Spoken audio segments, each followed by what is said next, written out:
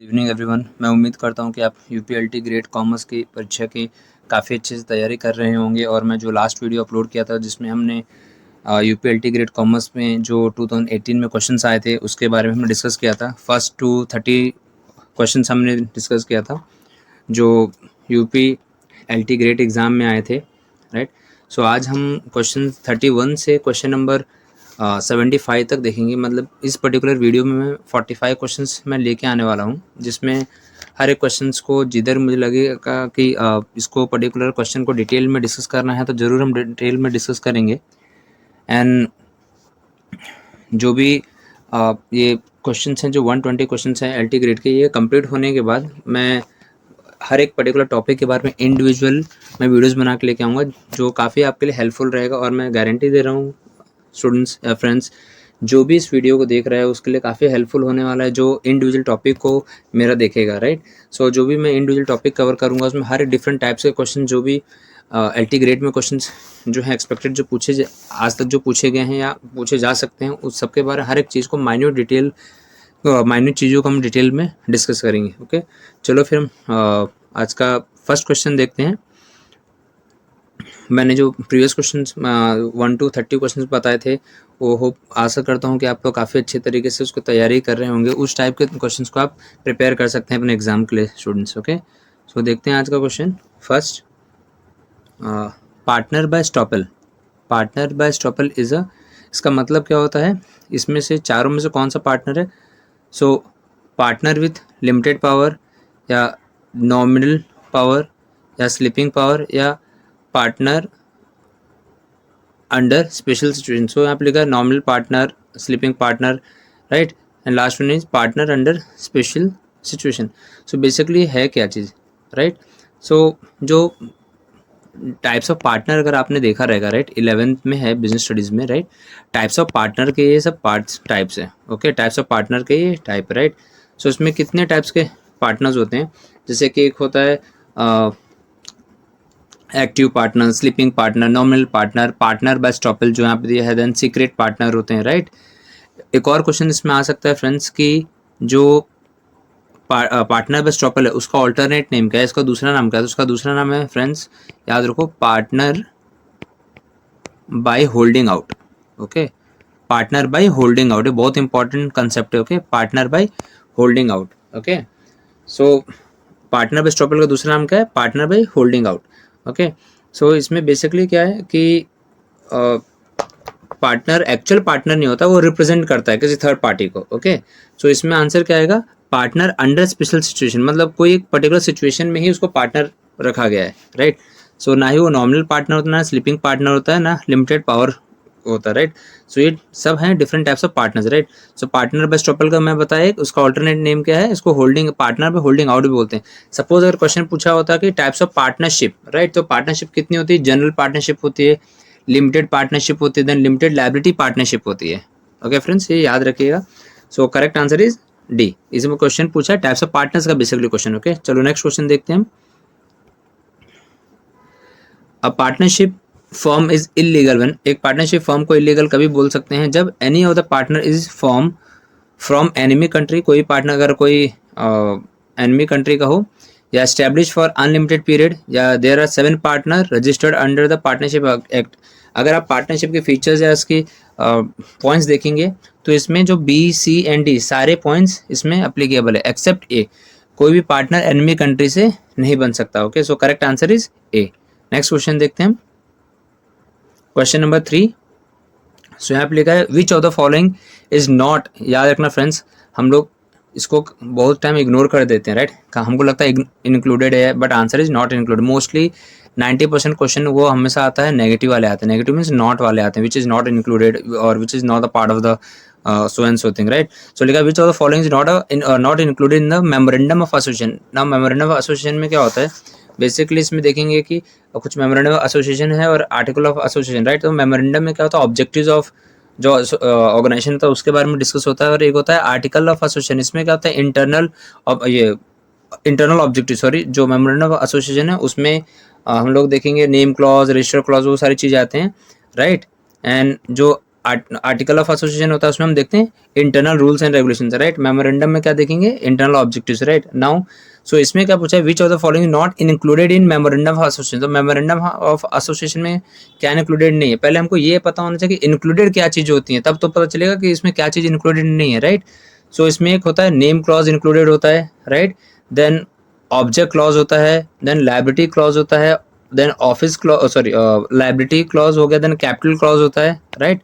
Capital clause होता है, then association clause होता है, देन नेम क्लॉज, ये सारी चीज़ें होती हैं, राइट। इसमें से क्या चीज़ नहीं होता है, वो होता है जुरिडिक्शन क्लॉजेस, ये या कोई इसमें आंसर नहीं, राइट। ये तो MOA में ये इंक्लूड नहीं होता, so correct answer is B. Okay, next question देखते हैं हम।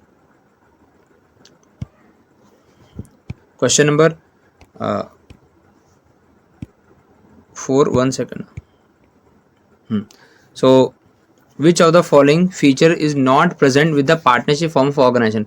इसमें से कौन सा फीचर है जो पार्टनरशिप फॉर्म ऑफ ऑर्गेनाइजेशन में एप्लीकेबल नहीं है, राइट।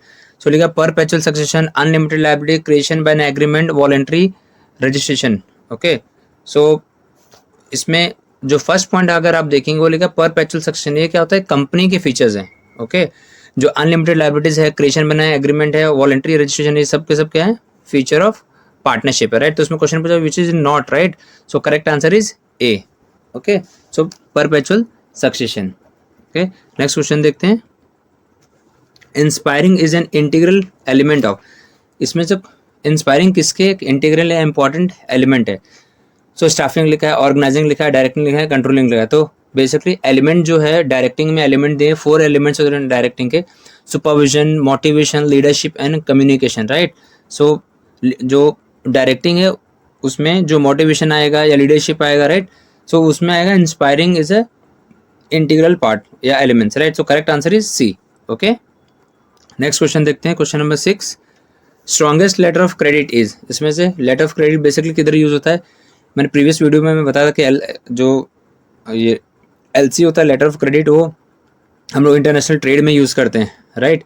सो किधर होगा, कन्फर्म्ड एंड इरिवोकेबल। हम ऑलरेडी हम प्रीवियस वीडियो में डिस्कस कर चुके हैं इसके बारे में। So correct answer is C. Next question देखिए, 7th question, delegation of authority makes the size of organisation. अब डेलीगेशन ऑफ अथॉरिटी होता क्या, इसमें क्या होता है, बेसिकली द सीनियर्स और the managers share their power with the juniors, right. जो सीनियर्स होते हैं अपने पावर के साथ शेयर करते हैं, जूनियर्स के साथ शेयर करते हैं, राइट, ताकि वो डिसीजन ले सकें, काम फास्ट हो सके, राइट। सो लिखा delegation of authority makes the size of organisation small, large, very large, mini organisation. तो हम लोग ये डेलीगेशन ऑफ अथॉरिटी बेसिकली किस टाइप का ऑर्गेनाइजेशन करते हैं, तो जो बिग ऑर्गेनाइजेशन होते हैं, जो लार्ज ऑर्गेनाइजेशन होते हैं, वो बेसिकली यूज़ करते हैं, राइट। ऐसे वेरी लार्ज ऑर्गेनाइजेशन ऐसा कोई कंसेप्ट नहीं है, राइट। सो लार्ज ऑर्गेनाइजेशन है, तो correct answer is B, large organisation. Okay, next question देखते हैं। हाँ फ्रेंड्स, डेलीगेशन ऑफ अथॉरिटी के अलावा हम लोग डिसेंट्रलाइजेशन ऑफ वर्क भी आ सकता है, ओके, या तो वो भी थोड़ा ध्यान देना। Next question, question number 8, a company is said to have been incorporated when. हम कंपनी को कब बोल सकते हैं कि स्टार्ट हो चुकी है, जब necessary documents have already submitted to the registrar, then certificate of incorporation had been obtained from the registrar, it's actually start business and none of the above. So इसमें जो करेक्ट आंसर है वो B है। जब तक कि company को कोई भी सर्टिफिकेट ऑफ इनकॉर्पोरेशन नहीं मिलता है, वो कभी बिजनेस स्टार्ट नहीं कर सकते अपना, राइट। फ्रेंड्स, मैं एक कंपनी के ऊपर वीडियो लेके आऊँगा जिसमें आपको government company, I mean public company, private company के बारे में जो थोड़ी सी चेंजेस होते हैं इनकॉर्पोरेशन के लिए, वो हम उसमें डिस्कस करेंगे, तो आपको और ज़्यादा डीप में आइडिया आएगा। ओके, सो क्वेश्चन नंबर 9 देखते हैं हम। स्पैन ऑफ सुपरविजन, या इसको बोलते हैं स्पैन ऑफ कंट्रोल भी बोलते हैं। ओके फ्रेंड्स, याद रखना, it is also called span of control. Okay, remember, span of control, ठीक है। सो क्वेश्चन जो पूछा है वो है span of supervision, but question आ सकता है कि what is span of control. Okay, so span of control या स्पैन ऑफ सुपरविजन मतलब क्या होता है, एक मैनेजर के अंडर ओके कितने सारे एम्प्लॉयज काम करते हैं। अंडरस्टूड मैंने क्या बोला, एक सुपरवाइजर के अंडर कितने सारे एम्प्लॉयज काम करते हैं। ओके, तो इसमें देखते हैं ऑप्शन क्या है, number of subordinates, extent of supervision, quality of supervision, तो नेचर ऑफ सुपरविजन। तो डायरेक्टली क्वेश्चन का आंसर हमको पहले मिल जा रहा है, A is the correct answer, right, क्योंकि इसमें बता रहा है कि एक मैनेजर के अंदर कितने जूनियर्स या सबऑर्डिनेट्स काम कर रहे हैं। ओके, क्वेश्चन नंबर 10 देखते हैं आज का। Functional organisation is based on, जो फंक्शनल ऑर्गेनाइजेशन होता है किसके ऊपर बेस्ड होता है? First specialisation, generalisation, both specialisation, generalisation, none of the above. So correct answer is specialisation. अभी ये क्या होता है? फंक्शन मतलब कि जो प्रोडक्शन डिपार्टमेंट होते हैं या कोई सेल्स डिपार्टमेंट होते हैं या फाइनेंस डिपार्टमेंट, जो जिसका एक सेपरेट डिपार्टमेंट होता है, राइट, जो अपने काम में स्पेशलाइज्ड होते हैं, उसके अकॉर्डिंग वो अपना फंक्शन करते हैं, काम करते हैं, राइट। सो ठीक है, functional organisation is based on specialisation, अपने स्पेशलाइज्ड जिस काम में रहते हैं वही वो काम करते हैं, right. So correct option is A, specialisation only. Okay, next question हम देखते हैं। क्वेश्चन नंबर 11 आज का है the father of scientific management. इसमें फादर ऑफ साइंटिफिक मैनेजमेंट कौन है? Peter Drucker, then F W. Taylor. Taylor की स्पेलिंग रॉन्ग है बेसिकली, यहाँ पे एक्चुअली आनी चाहिए TAYLOR। Okay, then Victor Vroom, then Henri Fayol, right. So correct answer is F.W. Taylor, Frederick Winslow Taylor, TAYLOR, right.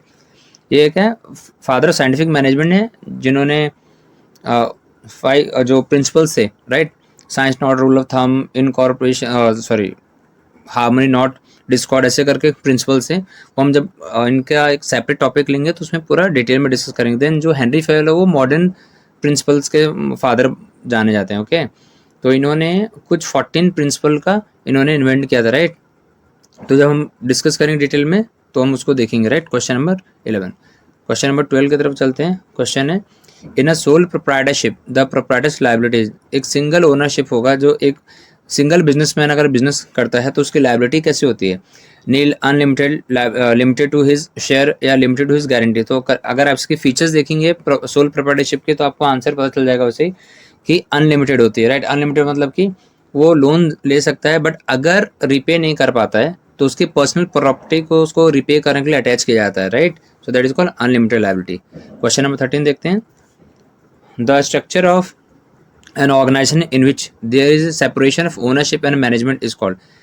ऐसा organisation का structure जहाँ पे ओनर एंड द मैनेजमेंट दोनों अलग अलग होते हैं, राइट। तो सोल प्रोप्राइटरशिप क्या होता है? सिंगल पर्सन रहता है, सिंगल बिजनेसमैन होता है, मतलब कि business own, manage, control, finance by single person, right. तो यानी कि ownership and management both are same. Partnership भी वैसा होता है, बट जो कंपनी होती है, राइट, इनका परपेचुअल सक्सेशन होता है, they have common seal, right, they have separate legal identity. Separate legal identity मतलब ओनर अलग है एंड ओनरशिप अलग है, उनकी मैनेजमेंट अलग है, राइट। तो correct answer is C. Next question देखते हैं। Question number 14। So question number 14 है how many Ps are there in the marketing mix of service. जो देयर आर बेसिकली 4 पीज जो हमने पढ़ा है 12th तक के लेवल में हमने देखा है 4 पीज होते हैं, राइट। सो क्या है? Product, price, place, promotion, right. और इसके अलावा भी 3 पीज होते हैं जो टोटल मिला के 7 पीज होते हैं, बट इस क्वेश्चन में 4 है तो 4 is the correct answer, right. तो क्वेश्चन नंबर 14 का जो करेक्ट आंसर है that is a. Okay, question number 15 देखते हैं। हेल्थ से premium plan is based on time taken, quantity of work, time saved या क्वालिटी ऑफ वर्क। अगर आपको हेल्थ से प्रीमियम का अगर पता रहेगा तो correct answer is C. Okay, time. Now question number 16 क्या है? In an enterprise the organisation established by, एक कंपनी एंटरप्राइज में जो ऑर्गेनाइजेशन होती है वो एस्टेब्लिश होती है इन चारों पॉइंट के में जो एक करेक्ट पॉइंट है। सो ऑर्गेनाइजेशन टॉप मैनेजमेंट के थ्रू भी एस्टेब्लिश होती है, मिडिल मैनेजमेंट के थ्रू भी होती है, लोअर मैनेजमेंट, यानी कि all of the above is the correct answer. Okay, so correct answer is D. Now question number 17। Line and staff organisation is most suitable for. Line and staff organisation कौन से type के organisation के लिए suitable होते हैं? तो याद रखो, अगर लाइन एंड स्टाफ है यानी कि कंपनी काफ़ी बड़ी होगी तभी हम लोग डिफरेंट टाइप्स के हम लोगों ने ऐसे ऑर्गेनाइजेशन सेटअप बना कर रखा। लाइन ऑर्गेनाइजेशन अलग है, देन स्टाफ ऑर्गेनाइजेशन अलग है, then line and staff organisation अलग होता है, राइट। सो स्मॉल एंटरप्राइज कभी यूज़ नहीं करेगी, मीडियम भी नहीं करेगी, जो कौन करते हैं? लार्ज साइज एंटरप्राइज करते हैं। So correct answer is C. Okay, question number 18 देखते हैं। सो इसमें marketing deals with the study of, marketing किससे डील करता है? कंज्यूमर बाइंग बिहेवियर या सेल्स मैनेजमेंट या कंज्यूमर सेटिस्फेक्शन या ऑल ऑफ द। अगर आप देखेंगे मार्केटिंग का तो कंज्यूमर बाइंग बिहेवियर से भी डील करता है, सेल्स मैनेजमेंट से भी वो डील करता है, right. Then consumer satisfaction is the main objective because customer is the king of the market, right. यानी कि तीनों पॉइंट अप्लीकेबल है। तो correct answer is D, all of the above. Okay, so 18 answer है D1। Question number 19। An organization that has developed capacity to adopt and change is described as virtual organization, learning organization, developing organization and changing organization। changing organization से कुछ होता नहीं है, right. सो हम लोग अभी कभी भी कुछ भी अगर अपने आप में हमको चेंज लाना है तो what we can do, we start learning, right. कभी भी हमारे पास कैपेसिटी हो कि कोई भी चीज़ को हम डेवलप करें अपने अंडर, राइट, तो बेसिकली हम क्या करें, we are learning something, we are learning some new ideas, right. So correct answer is B, learning organisation, ठीक है। नेक्स्ट देखते हैं question number 20। The world trade organisation started functioning legally on, जो WTO थे वो कब लीगली उन्होंने start किया? 1 जन 1991, 1 जन 1995, 1 जन 1999, नन ऑफ द अबव। तो करेक्ट आंसर था 1 जन 1995। सो जो WTO है उसका जो रजिस्टर्ड ऑफिस है वो किधर है? Geneva, Switzerland. वो भी क्वेश्चन आ सकता है फ्रेंड्स, तो थोड़ा ध्यान दीजिएगा। क्वेश्चन नंबर 51 देखते हैं हम। An economic environmental factor is, इसमें से कौन सा इकोनॉमिक एनवायरमेंटल फैक्टर है, राइट। तो फर्स्ट है इसमें एम्फसाइज ऑन नॉलेज मैनेजमेंट, ये नहीं है। नेशनल इनकम एंड डिस्ट्रीब्यूशन, ये है। प्रॉफिटेबिलिटी एंड डिस्ट्रीब्यूशन, ये नहीं है। Then changing work force profile, वो भी नहीं है। तो correct answer is B, national income and its distribution. Okay, now 52 question number, आज का जो 22 क्वेश्चन नंबर है basically, planning job requirements has which of the following sequence, इसमें से कौन सा करेक्ट सीक्वेंस है प्लानिंग ऑर्गेनाइजेशन का, राइट। तो पहला है job information, job description, job evaluation. Second job evaluation, job information, job description. Third job description, job evaluation and job information. C, सबसे पहले हम जॉब के बारे में इन्फॉर्मेशन निकालते हैं, राइट। देन उसको डिस्क्राइब करते हैं किस टाइप का, एंड देन इवैल्यूएट करते हैं उसका वर्थ है कि नहीं, राइट।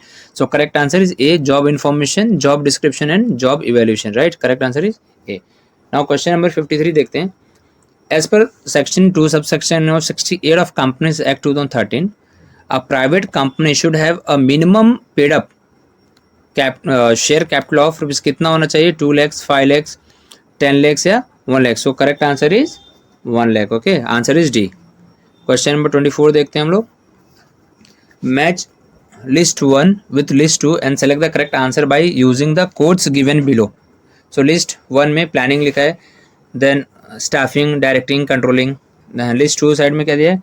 ट्रेनिंग दिया है, right. Then forecasting, evaluating, motivation. तो बेसिकली क्या पूछा गया कि प्लानिंग में ट्रेनिंग या फोरकास्टिंग, इवेल्युएटिंग या मोटिवेशन आता है क्या, या स्टाफिंग में चारों में से कोई आते हैं, डायरेक्टिंग में इन चारों में से क्या आते हैं, या कंट्रोलिंग में इन चारों में से क्या आता है, वो हमको आंसर बताना, राइट।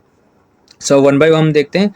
जो प्लानिंग क्या होता है, वो क्या होता है? Thinking in advance, right. मतलब कि फॉरवर्ड लुकिंग प्रोसेस होता है बेसिकली, राइट। सो यानी कि जो प्लानिंग होगा वो little bit connected with the forecasting, future के बारे में, राइट। यानी कि हम बोल सकते हैं कि जो प्लानिंग है, राइट, यानी कि जो फर्स्ट वन है, राइट, ए किससे मैच कर रहा है?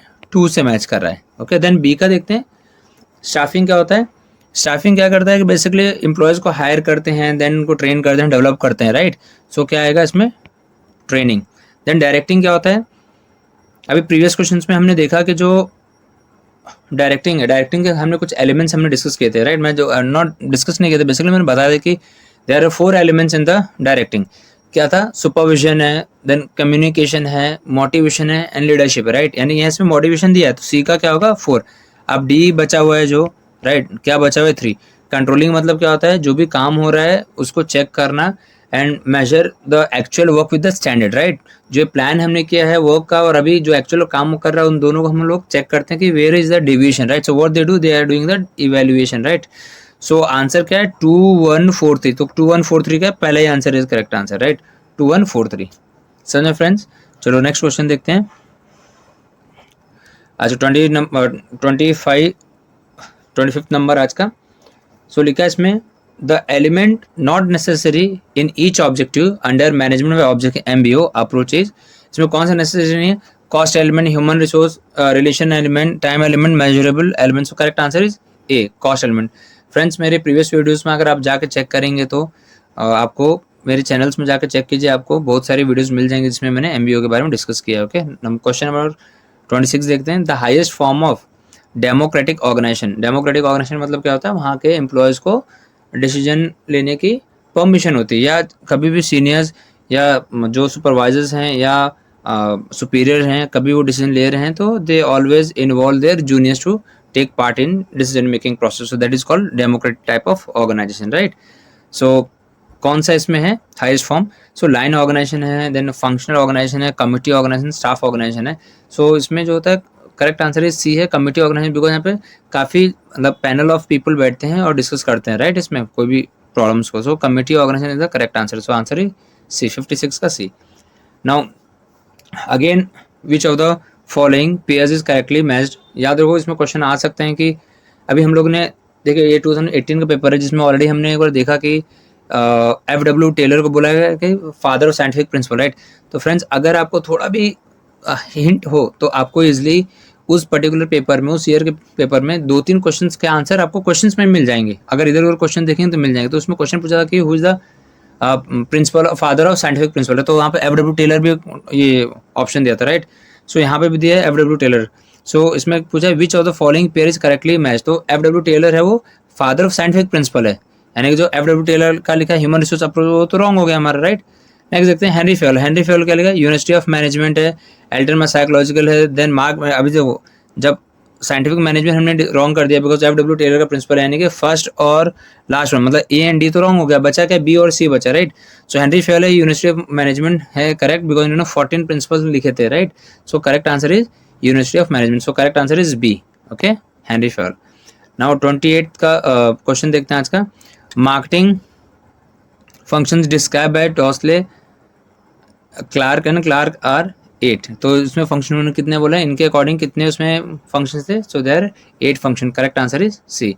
जब हम सेपरेट वीडियोस बनाएंगे इंडिविजुअल टॉपिक्स पे तो बताएंगे what are the 8 functions, okay, given by Tousley, Clark and Clark. Now question number 29 लिखा है one of the disadvantage, now negative point पूछ रहे हैं, one of the disadvantage of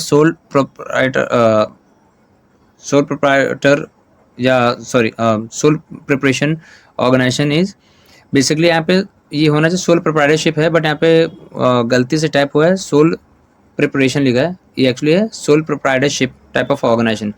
सो इसका एक डिसएडवांटेज क्या होता है कि अनलिमिटेड लाइबिलिटी, जैसे मैं प्रीवियस वीडियो में बताया कि अगर अनलिमिटेड लाइबिलिटी होता है तो at the time of paying, right, जब भी हम लोग को बैलेंस पे करना रहता है तो अगर उनके पास सफिशिएंट बैलेंस ना हो पे करने पास, कंपनी के पास फंड ना हो तो they have to attach their personal property, right. तो ये बहुत ही बिगेस्ट डिसएडवांटेज है। सीक्रेसी तो एडवांटेज है क्योंकि हमारे सीक्रेट्स किसी और के पास शेयर नहीं होंगे, राइट।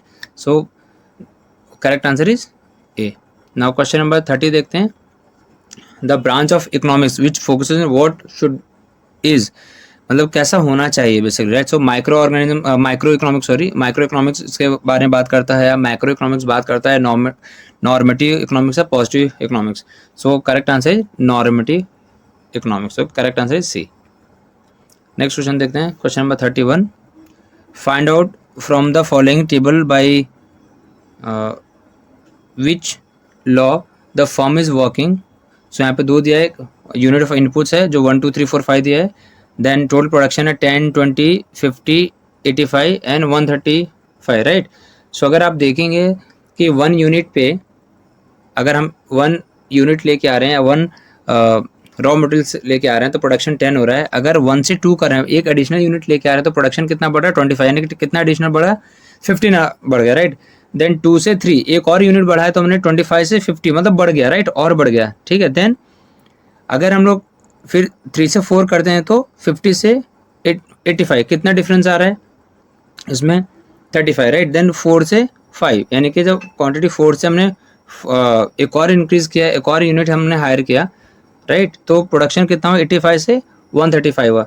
सो बेसिकली इसमें से कौन सा जो पॉइंट है लॉ ऑफ डिमिनिशिंग रिटर्न्स है या कांस्टेंट रिटर्न्स है, तो लॉ ऑफ इंक्रीजिंग रिटर्न्स है वो आ रहा है। तो अगर आप देखेंगे 1 से 2 10 से 25 में 15 बढ़ा, देन 25 से 50 में 25 बढ़ा, देन 35 ऐसे बढ़ते जा रहे हैं, राइट, यानी कि क्या है लॉ ऑफ इंक्रीजिंग रिटर्न्स है। So correct answer is C. Student ये 100% इसमें क्वेश्चंस आएंगे इस बार फिर से, या लॉ ऑफ वेरिएबल प्रोपोर्शन के बारे में आएंगे, जो 3 स्टेजेस हमने किए हैं, राइट, उसके बारे में आ सकते हैं 100%। तो इसके ऊपर एकदम अच्छे से प्रिपेयर होके जाएं आप। नेक्स्ट क्वेश्चन 32, ये अगेन बोल सकते हैं कि एक्सपेक्टेड क्वेश्चन है, बहुत ही एवरी ईयर एक्चुअली इस टाइप के क्वेश्चन पूछे जाते हैं। तो फॉर्मूला क्या होता है इसमें, इलास्टिसिटी प्राइस इलास्टिसिटी। 32 नंबर जो क्वेश्चन है उसमें इलास्टिसिटी ऑफ डिमांड के बारे में पूछा गया है, प्रोपोर्शनल मेथड से, राइट। सो इसमें जो फॉर्मूला हम यूज़ करते हैं बेसिकली, फॉर्मूला क्या होता है delta Q upon delta P then P upon Q, right.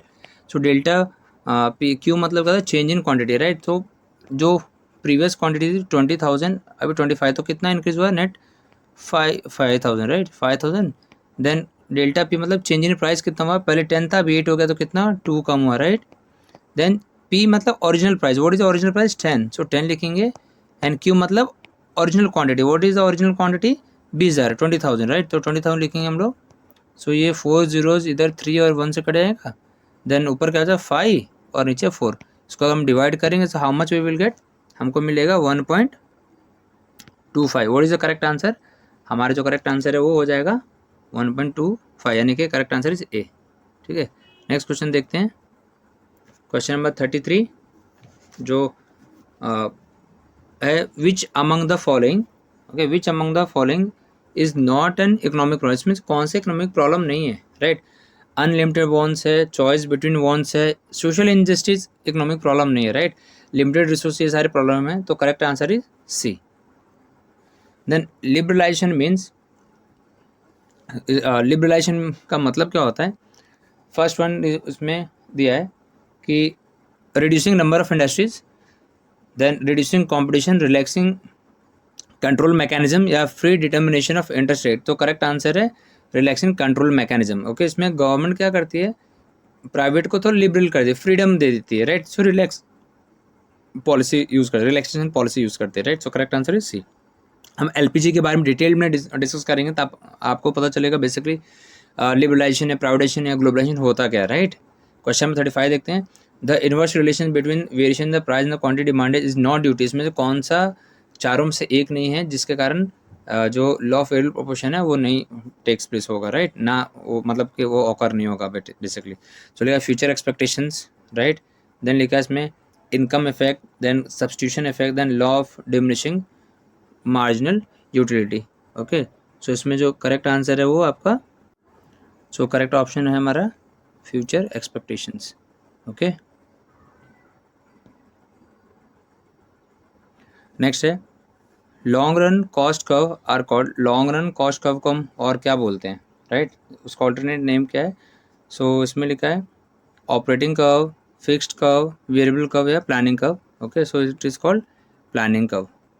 ठीक है, नेक्स्ट क्वेश्चन देखते हैं 37 क्वेश्चन नंबर।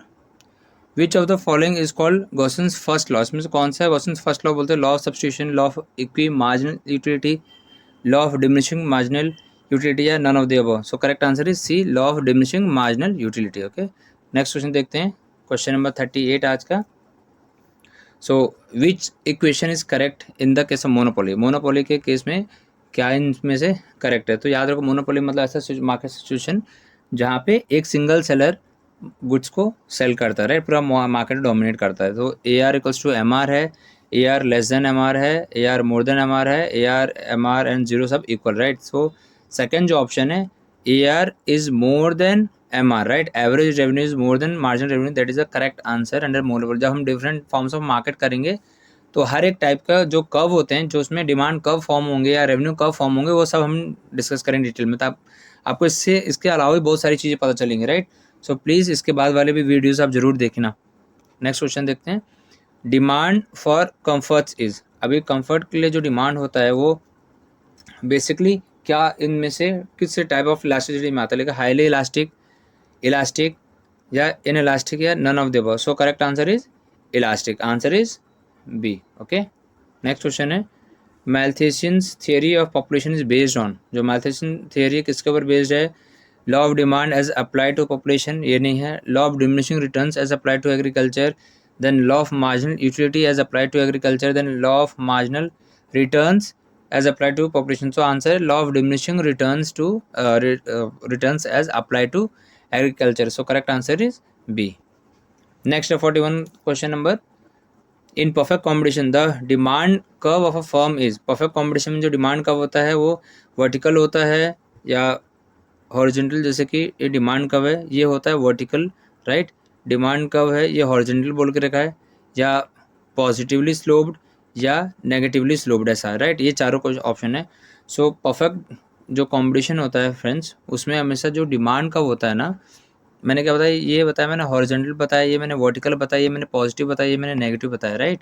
सो जो डिमांड कर्व होता है ना वो याद रखो उसमें ना हमेशा situation A R equals to M R होता है, average revenue equals to M R होता है राइट, मार्जिनल रेवेन्यू। तो जो कर्व बनेगा वो हमेशा हॉरिजॉन्टल बनेगा, या इसको बोलते हैं parallel to X axis. Okay, parallel to axis बोलते हैं। तो our correct answer is B, horizontal, right. Next question देखते हैं हम 42 आज का।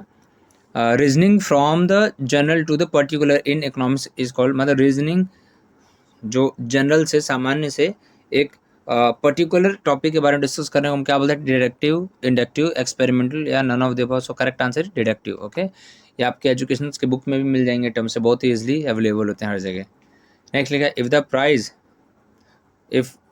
Price of any commodity decreases bye 20%, the demand for commodity increases by 40%, then elasticity of demand would be। तो इसमें से कौन सा करेक्ट ऑप्शन हो सकता है, right. So elasticity of demand क्या होगा, तो हमने एक फॉर्मूला है जो सेम इलास्टिसिटी ऑफ डिमांड का जो हमने किया था, उसमें percentage change in delta Q upon delta P then P upon Q हमने किया था, राइट।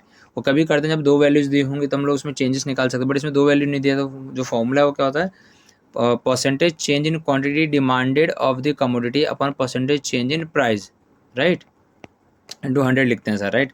सो अगर हम देखेंगे इसमें, सो जो आंसर आएगा हमारा 43 का, वो होगा 40 डिवाइडेड बाई 2 करेंगे ऐसा 100, तो बेसिकली क्या होगा, कट करेंगे तो 2 आएगा, राइट, यानी कि हाईली इलास्टिक है। 1 होता तो यूनिटरी इलास्टिक होता, राइट। अब मैं फ्रेंड्स जब एक नई, अब इसके बाद जो वीडियोस बनाएंगे हम लोग कंप्लीट होने के बाद, तो हर एक टॉपिक्स को डिटेल में लेंगे, तब आपको अच्छे समझ में आएगा कि इतने types of elasticity of demand होते हैं, राइट। इसमें 5 टाइप्स होते हैं, वो हम डिस्कस करेंगे with diagram. Okay, now 44th question आज का देखते हैं। Economics has been defined as a science of unlimited ends having scarce means मतलब resources. Okay, having alternate uses by, ये डेफिनेशन किसने दिया है, so correct answer is Robinson. Okay, याद रखो जो एडम स्मिथ है, अल्फ्रेड मार्शल है, देन पियाजो है, ये देन रॉबिन्सन है, पॉल समिल्सन है, ये सर 4-5 के डेफिनेशन 100% अच्छे से लर्न करके जाना, बिकॉज इसमें से 100% they ask question in the exams. Okay, सिर्फ ये जो वीडियो है सिर्फ LT ग्रेड के लिए, बल्कि UP TGT PGTs and KVS TGT PGTs के लिए भी हेल्पफुल है। देन आज का लास्ट क्वेश्चन जो है वो है, one of the essential condition of competition is, इसमें कौन सा परफेक्ट कॉम्पिटिशन के एसेंशियल पार्ट है, right. So only one price for identical groups at any time, product differentiation, multiplicity of prices for identical product any time, any sellers and few बार, ये सारे wrong है। तो करेक्ट आंसर जो है हमारा ए है, only one price for identical group at any time. तो बेसिकली इसमें क्या होता है कि नो इंडिविजुअल बायर और sellers can change the price of the goods, right. कोई भी एक दूसरे के प्राइस को इन्फ्लुएंस नहीं कर सकता, तो correct answer is a. So friends, मैंने प्रीवियस वीडियो में मैंने फर्स्ट टू 30 क्वेश्चन बनाए थे, और आज 31 क्वेश्चन नंबर से 75 क्वेश्चन बनाए। मे बी नेक्स्ट वीडियो में जो जिसमें लेके आऊँगा, उसमें मैं एक वीडियो में जो भी रिमेनिंग क्वेश्चन है वो सारे हम लोग कवर कर लेंगे। एंड मैं उम्मीद करता हूँ कि आप लोग अच्छे से प्रिपरेशन कर रहे होंगे। अगर आपको वीडियो पसंद है, please do like and subscribe and comment करें। जो भी अगर आपको इसमें कुछ भी डाउट है इस वीडियो में, कुछ टॉपिक के बारे में, प्लीज़ कमेंट करें। So thanks for watching my video.